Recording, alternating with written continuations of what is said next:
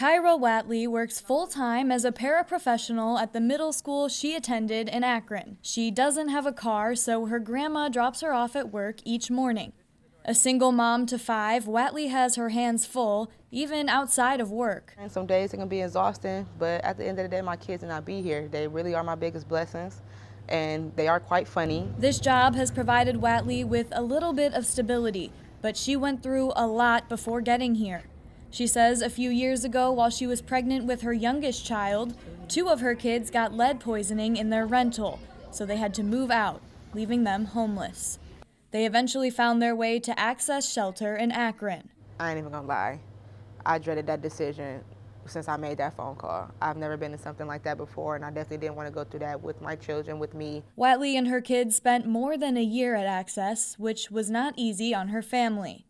It was very, very challenging because my kids were so used to their own space, their own just everything. Like, it didn't matter what I went through. I've always made sure that my kids had everything that I didn't have growing up. So they were just used to it, and then for everything to pretty much kind of get snatched away, it was hard.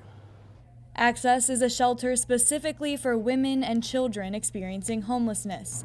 Jackie Hemsworth is the shelter's executive director and says women come there for a variety of reasons, but the ultimate goal is always to find residents their own permanent housing. It's really the primary building block for all of the great things that are to come for everybody that we serve.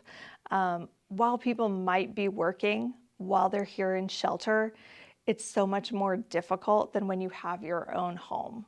Hemsworth says there is always a waiting list for the services they provide, and the need from the community has only grown post-pandemic. The length of time that people are staying in shelter has tripled since the beginning of the pandemic. So people are staying here longer because of the landscape of housing in our community. So unfortunately, it takes a little longer for people to get into our shelter now. The employees at the shelter supported Whatley through her pregnancy and eventually helped land her the job and permanent housing for her family. Whatley says she feels better but is still stressed a lot of the time.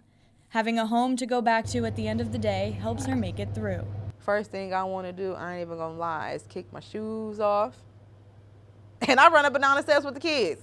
I don't care. Do you know how long it's been since we ain't had those? Okay, you don't know how long it's been since we ain't had those steps, but we do. We play a lot more. She encourages anyone who is struggling not to be afraid to ask for help.